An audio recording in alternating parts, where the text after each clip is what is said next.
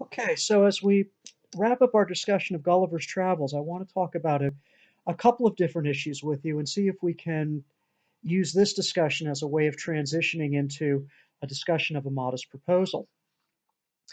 We talked a little bit about the hard and soft schools of criticism, which essentially come down to how we're going to understand the ending of this work.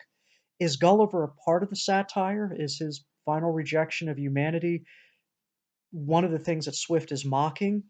Or is it the case that Gulliver has been able to see humanity for what it truly is, and now that he has had that vision, he makes what would be, in Swift's mind, the only rational decision, and that is simply to separate himself from other people and to prefer the company of horses to the company of his fellow humans.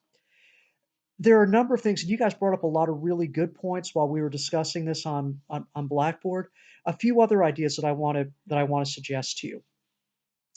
Folks who have looked at the Yahoos have had a couple of different things to say. One thing that both soft school critics and hard school critics will tend to agree on is that the Yahoos aren't people.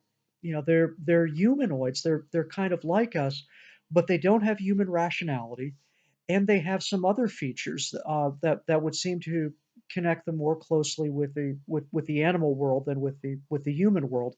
So to say that people are yahoos in some ways is to oversimplify the text because people are not yahoos. But here's where the hard school critics will split. The the hard school critics will say, no, the humans are not yahoos. Humans are actually worse than yahoos. Uh, Yahoos don't have reason, they don't have rationality, and as a result, sure, they make selfish decisions, they do some things that are mean-spirited, but because they don't have that rationality, they're actually less culpable than people are. We have the ability to think and the ability to analyze and to be self-critical, and therefore our actions are that much worse. Those same critics will go on to say things like, we have some of the same characteristics of the Yahoos. Uh, People too like to collect shiny, bright objects that are somewhat rare. The difference is that not only do we have the rationality that should prevent us from allow us to see how silly it is to hoard those things, but we'll actually hurt each other a lot more in our fights for gold or jewels than the Yahoos will. I think most of us would agree that as unpleasant as it would be to be a Yahoo and have somebody who doesn't like you fling poop at you, that is infinitely preferable to having somebody commit a more serious act of violence that would harm you.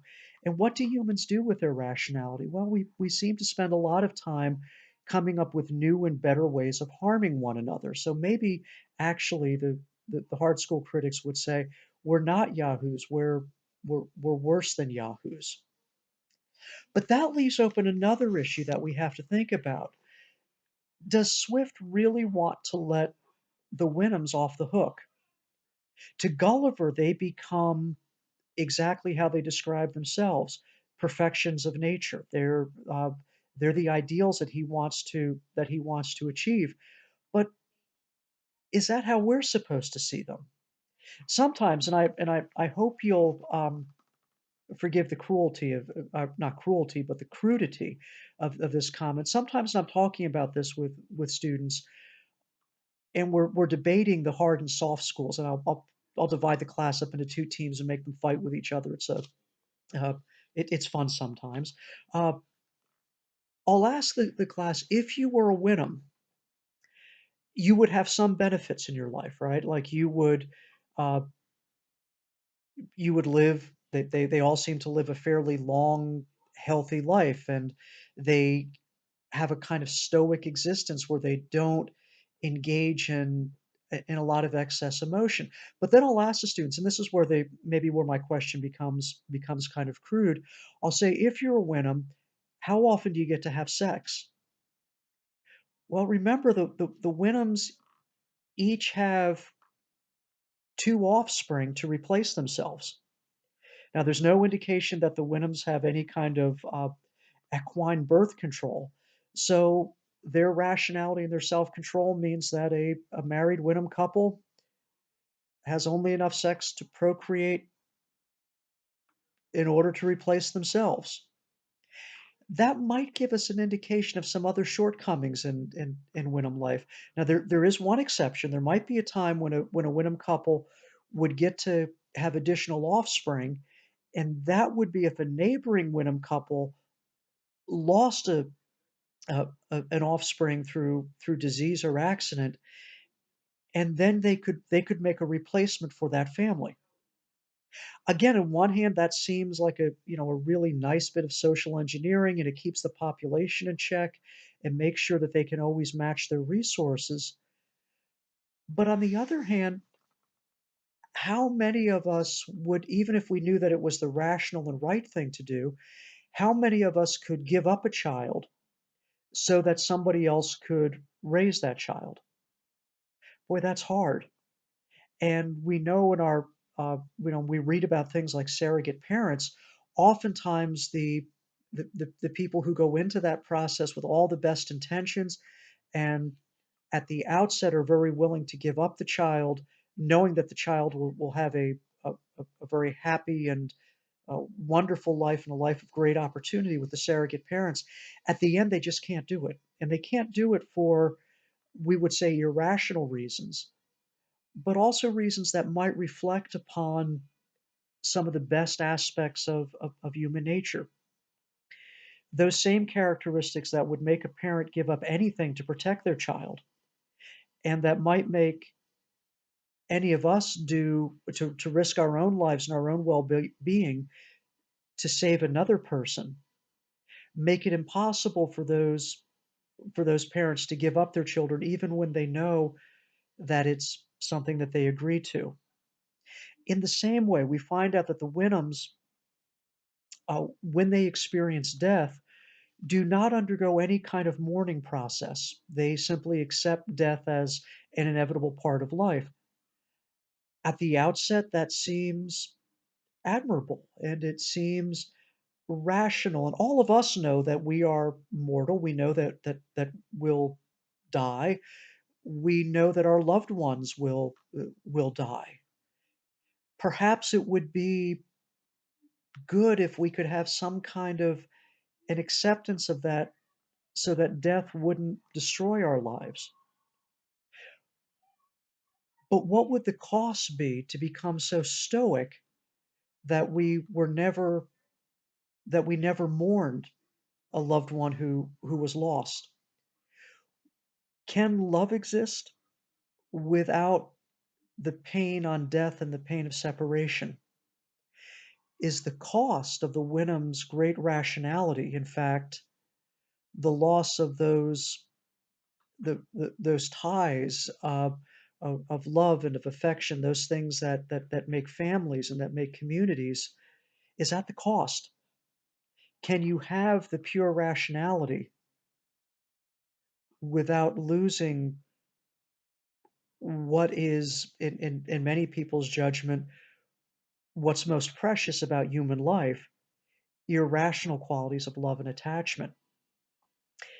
I want you to keep that in mind. And when we're meeting on Blackboard, I want you to think about a very minor character who appears towards the end of this narrative, and that's the Portuguese ship captain, the one who finds Gulliver while Gulliver's floating on that tiny little boat in the middle of the ocean. Gulliver's quite mad at that point.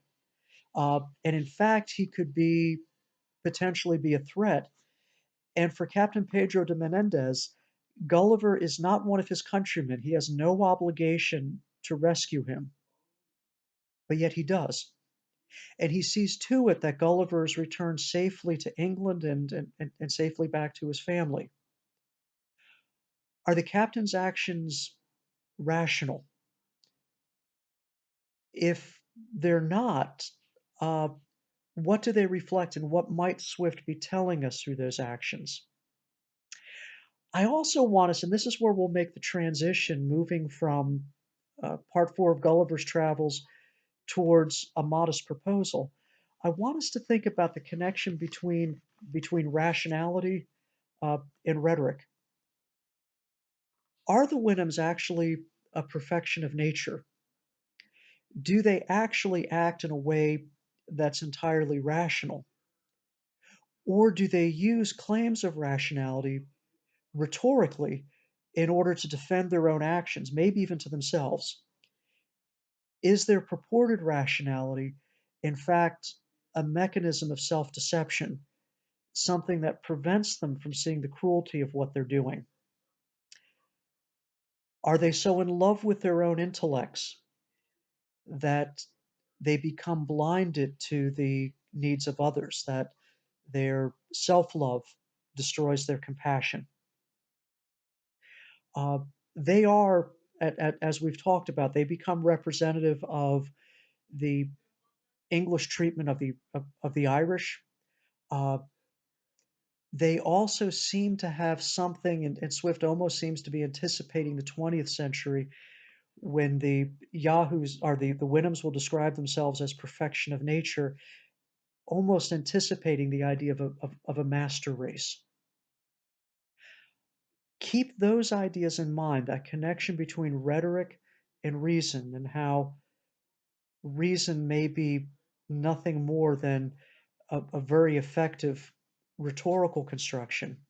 When we move to a modest proposal, watch the language that the narrator of that piece uses, especially the language of economics, the language of mathematics, sometimes the language of agriculture, how rhetorically he separates himself from the horror of what he's proposing, and how his own claims to rationality may, in fact, be uh, methods of self-deception, ways of hiding from himself the sheer madness of what he's proposing.